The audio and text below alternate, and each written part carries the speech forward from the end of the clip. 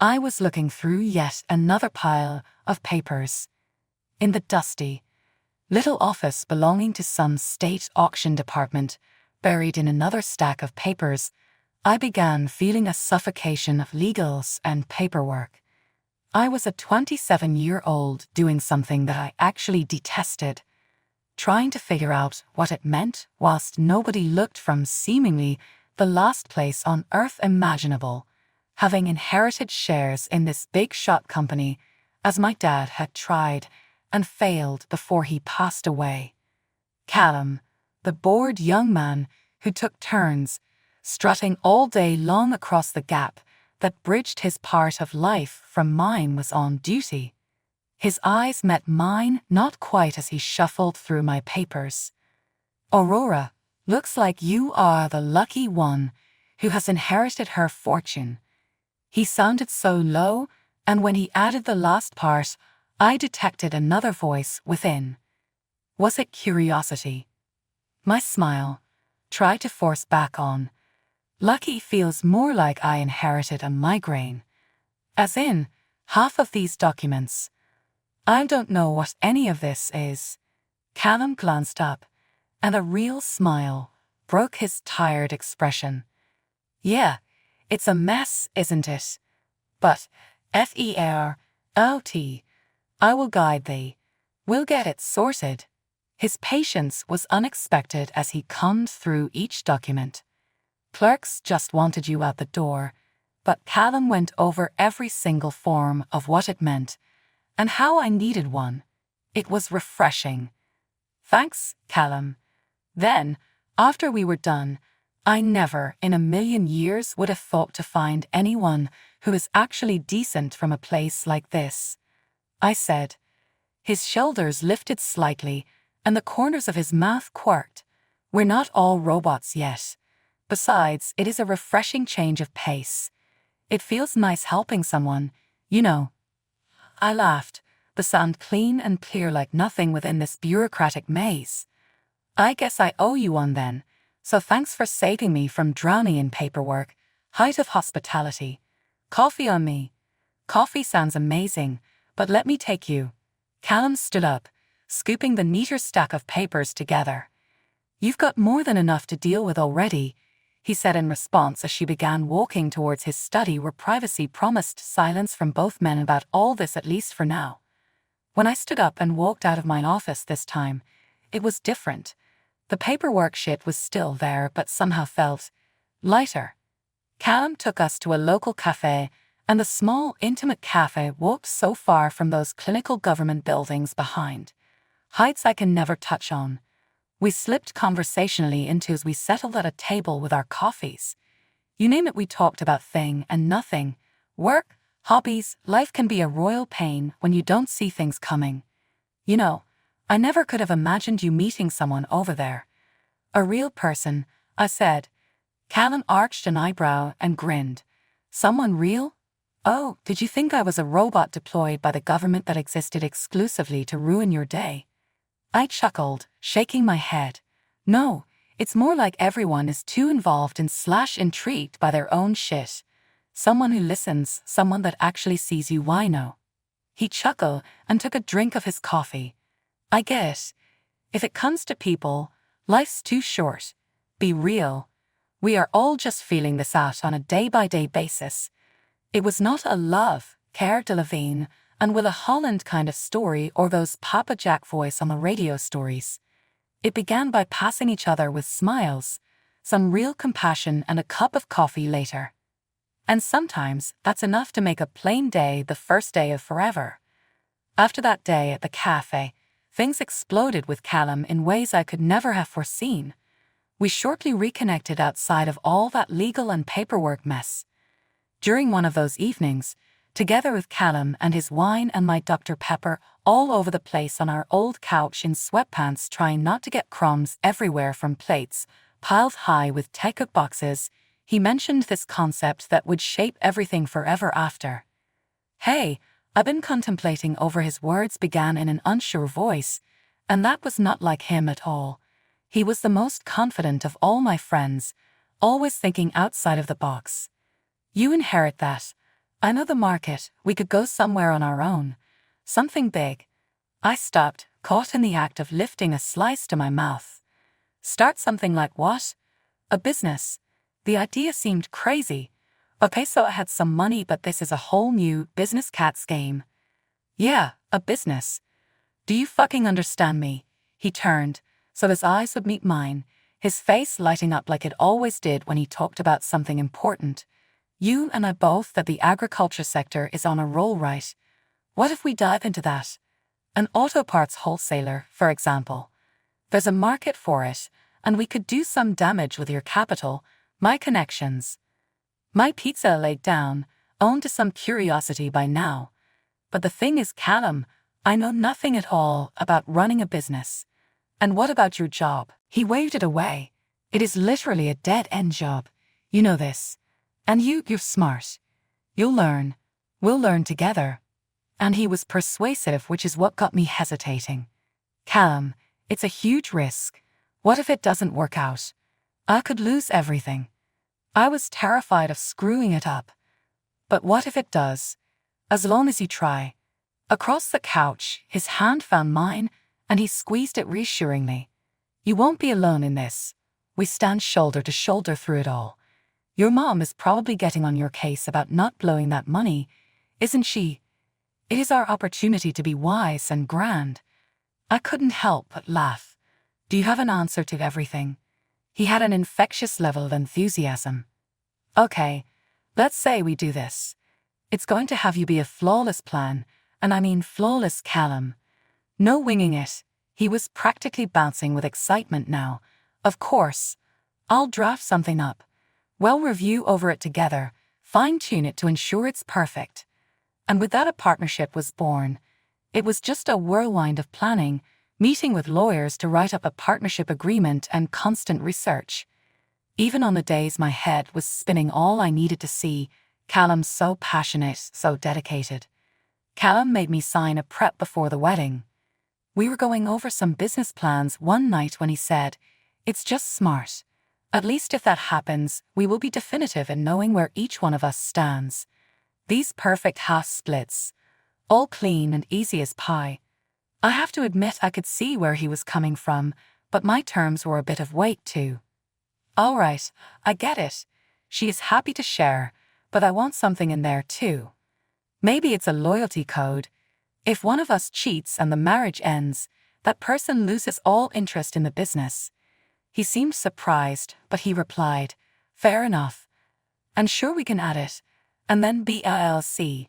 I'm not going to cheat on you already, slut. Yup, I love you too." It was a hard conversation, but it felt true to me, so I let her know that we were no longer life partners. By establishing strict guidelines, it kind of felt that we were creating an amazing base not only for the business, but also in our partnership. The day we signed a lease for our warehouse space still seems like someone must be playing some kind of joke on us. They were scary and exciting words to hear, standing in front of that deserted building, seeing visions of our business all around me. Is this really happening? More to myself than Callum, I murmured.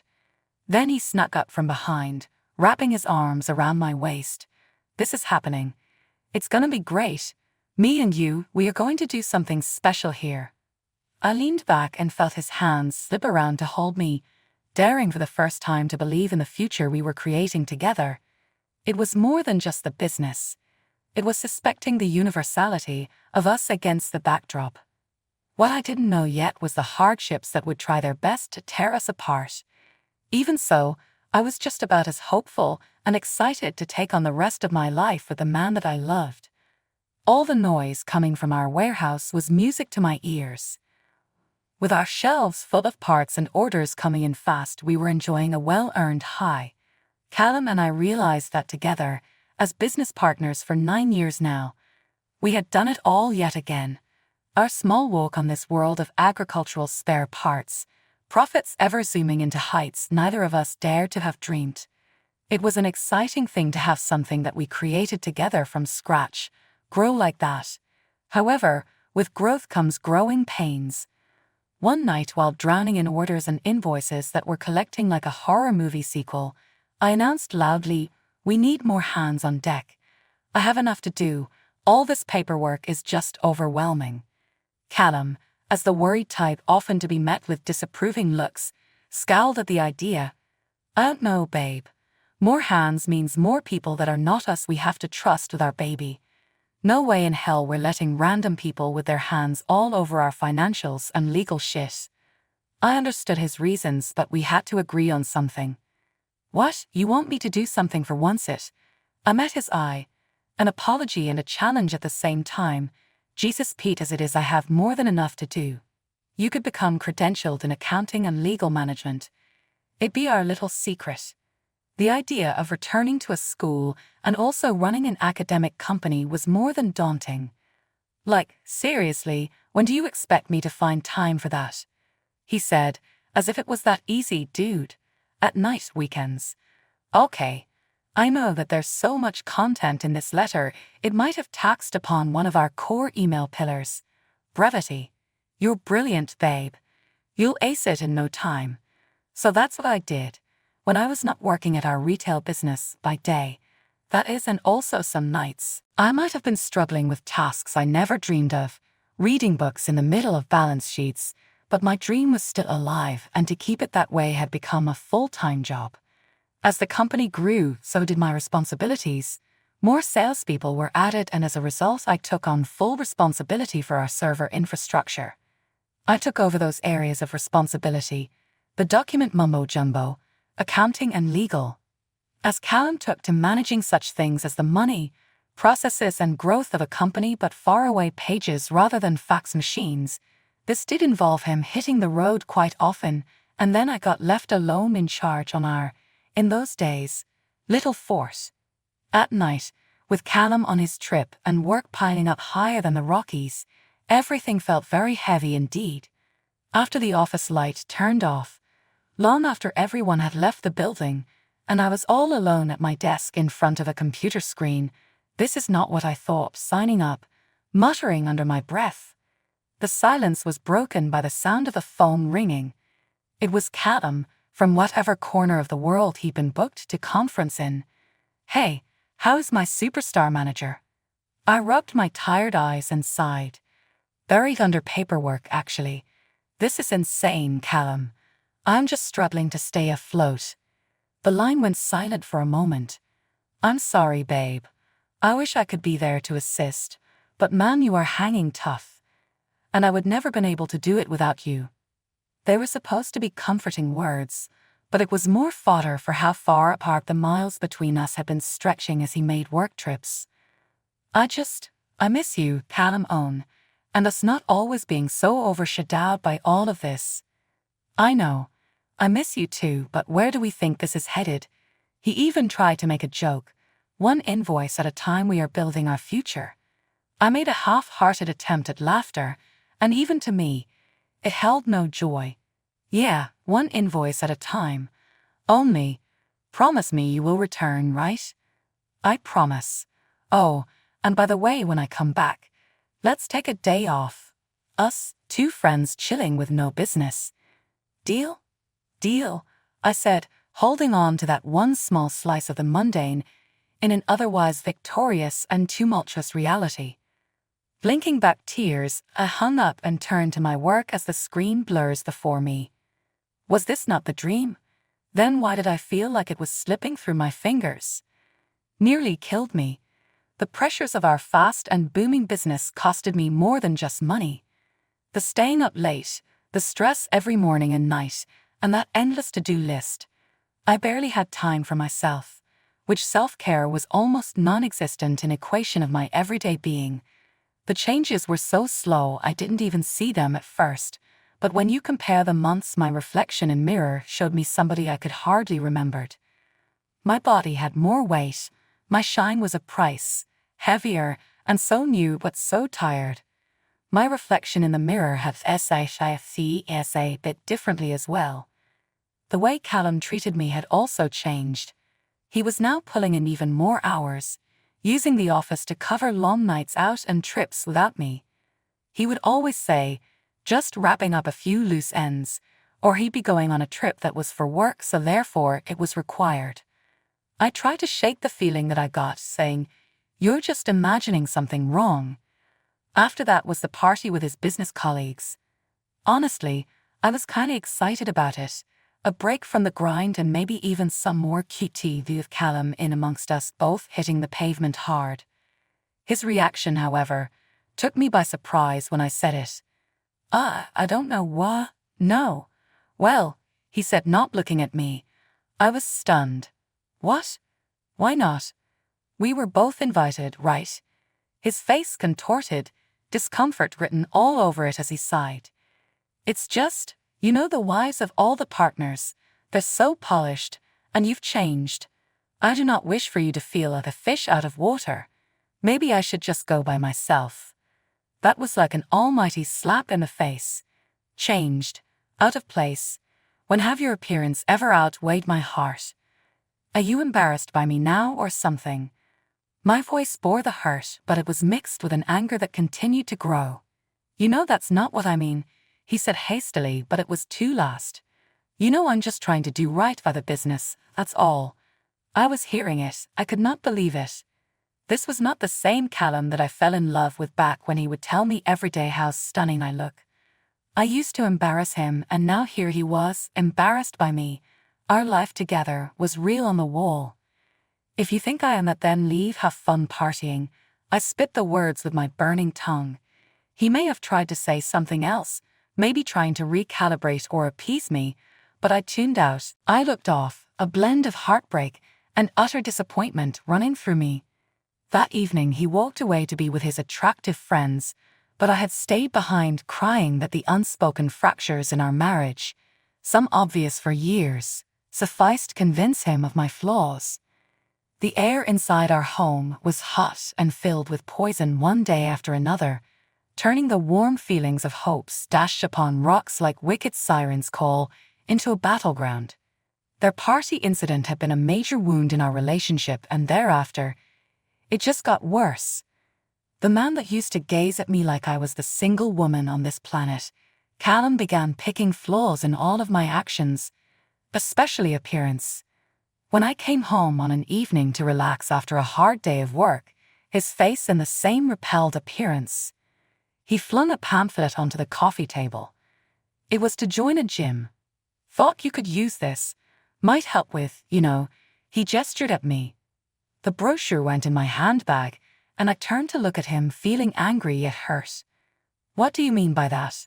I say, though I am already well aware. It says you should work on how you look. The woman that I married isn't quite who you are anymore. His retort fired like daggers. I got up and brushed off his insensitive comment because I wanted him to think that it did not affect me. But they did, deeply. You know I'm swamped with work, Callum. Lol, when am I supposed to have time for a gym? Damn excuse, he said, his patience wearing thin. Asterisk, if it mattered to you, you'd find the time. But no, you prefer to just sit in your room and what? Rather be in the job that keeps our business going. The job you can't help out with because you are always networking. The bitterness spilled in my voice. He scoffed, turning away. Oh, you know what else getting old? Your attitude is. It's not just about the work. You've completely given up and it's shameful. Those words. I stood in shock, the pain hardening like lead into a rage of decades. How could he say such things? That the man I loved, built a life with, would be so callous. But it didn't stop there. Gradually, his remarks grew in number and as hurtful. He told me I was lazy, fat, and a shadow of the woman he married. Every word whittled away just a little piece of my self-confidence of who I am. I started not looking in mirrors, shying away from his skin-grazing caresses and feeling unworthy again. And the nights he didn't come home. The first time, pure panic. Where the third time, I was so very numb. When I bravely asked where he was, he'd sneer back, none of your business. Concentrate on only what you are supposed to. At the lowest of my lows, I had hit a breaking point where it became too burdensome to carry the weight of silence anymore. One evening, my voice, shaky but determined, finally broke the silence. Bro, I cannot go on like this. My heart was now coming through loud and clear. We need to discuss that divorce, how we are going to do business. The mere idea of ripping apart all we produced together was several moments unrealistic, however needed for my own sanity. Callum was too filled with anger and shock to respond. "You want to walk away now?" he thundered. "But for half, after everything I went through to get this." He said them coldly. They were bladed words meant to slice and keep me low. "I built this company." His voice cut through me over and over, in places where he could no longer reach, from across the pools of time that separated us, mocking, "You're nothing without me." He hoped the threats of a long legal process using many resources to haul my ass through court would scare me off. Instead, they only hardened me in theirs. "Callum, it is not all about business," I objected, coming out with a stronger voice than I felt. "Respect is what's been missing for far too long in this sport." I was in the bathroom splashing cold water on my face when I heard Callum's phone buzzing with a new message.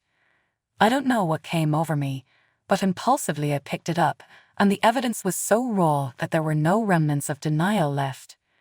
Raunchy, sexually charged texts from another woman conveyed the same phenomenon of cheating that we feel in our bones to be wrong. I resorted to scrolling through vacation plans intended for two, all planned without me. My heart literally sank. Every message I read, a piece of the old me just died, and in its place, something strong had replaced. I did not even think of asking Callum about what I found out. Instead, I silently wrote my story, a silent vow to myself that this was mine and would belong only to me. It was not always about straight-up revenge. This was about taking my pride back, my freedom. My heart was heavy, but I had to do it. Callum's betrayal was more than a kick to the teeth. It rang as an ear-piercing alarm that I should actively be safeguarding what earned me thousands of hours. After months of too much time, I walked down to our office, running into a battlefield where formerly my dreams associated with a place. Initial, a new examine of each one document and consideration, linked to our organization. It is doing exactly what we needed to do, to see more clearly than ever before, and in great detail, what we had created together, and then seeing it all at risk. Finding out about the depth of Callum's lies, right down to a car he had purchased for his mistress and sworn blind wasn't true, only solidified my resolve. I spent the night and collected all my proof, in duplicate just in case, preparing myself for what came next. Equipped with the paperwork, I went hunting for the best attorney who was reputable and a fighter. My voice is firm, but my hands are shaking. I need to file for divorce. And when it comes to the business we established, there is one thing: I will fight for what's mine. Experienced attorney that appreciates fairness listened as I spilled my side of the story. After reading the prenuptial agreement and available evidence of infidelity, he paused with a reassuring calm. "With the context and evidence you have presented, it looks like a pretty darn strong case. We'll make sure you get what's coming to you no matter how long it takes." It was not soon before a legal shitstorm erupted. This tried my soul more than I can say, and has for emotional resilience. But amid it all, I clung to the faith that right would ultimately make might. And prevail they did. The court accepted our prenuptial agreement and the proof of Callum's infidelity. Well, the judgment was in my favor eventually. I was then able to go on and run the previous businesses we had built together, as they were all in his name, with a nice slice of our combined assets. I also got some money for the hurt feelings Callum gave me. It was a bittersweet victory. The business that was once the hallmark of our union and joint enterprise now belonged solely to me. On the one hand, I was relieved to know that my financial and professional future was much more secure than it had been 6 months prior. On the other hand, knowing how our relationship collapsed left me a bit sad. Nevertheless, when I reached the courthouse and walked out with that final decree in my hand, a whole heap of burden floated away from me. The fight was over. I stood my ground. I fought for what was just and fair, all the while communicating parenting strategies that supported healthy development, and stalking triumphant. Not a simple case of business or the assets, it was about taking back my pride and self-esteem. It was a month since the court had delivered its judgment. With my head still and some new contracts that came across my desk, a phone call broke the silence. Callum's name flashed on the caller ID, a name I hadn't seen or thought about in weeks. I hesitated for a second, but I gave in to the curiosity and picked up. "Hey, Aurora, Callum speaking," he said in a forced chirp of his usual geniality. "I have been thinking about us. Everything that happened. I'm really sorry, you know. I messed up big time." I let out a short laugh in disbelief. "You're sorry now? After everything?" "I know. I mean, look, it's past midnight now, and all, but seriously, man. 000 is not helping right now, okay?" he said, sounding desperate. "I mean, it kind of didn't work out, and I'm trying to get a job. Honestly, I was hoping that you could help me with a job at the company." Actually, my mouth dropped open in complete shock. A favor from the man who betrayed me, threatened to take everything away, wanted. It was almost laughable. I struggled to keep my voice composed, but there's no way I can sound like the level-headed businessman in this conversation, never with Callum. "You cheat, lie, and try to drag my name through the mud, then you want me to give you a job? You've got some nerve. Listen, I know that makes it sound bad, but trust me, man, I'm here in a hole. I'll take anything, really. Give me a break, is all I ask." Exhaling long and hard, I felt this calm yet questioning acceptance. "Callum, the answer is no. I've moved on. Yes, you have done so for long, but guess what? They are doing just fine, in fact exceptionally well, better than ever. Will soon be wrapping up on another great year, and last time I checked, without the main catch had been undone. I suggest you do the same. Move on." The phone was malfunctioning for a moment. "So that's it then? So you're just gonna spaz and peace out on me like that?"